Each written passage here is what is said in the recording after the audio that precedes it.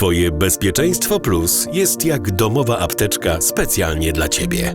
W Twoim życiu ważne są wolność i niezależność. Decydujesz o sobie, inwestujesz w przyszłość, budujesz swoją wartość. Zadbaj też o ubezpieczenie swojego życia i zdrowia, żeby w razie wypadku, choroby czy leczenia w szpitalu mieć komfort i poczucie większej kontroli. Pamiętaj też o bezpieczeństwie tych, których kochasz najbardziej, bo nie jesteś sam. Twoje Bezpieczeństwo Plus będzie Twoim wsparciem w życiu.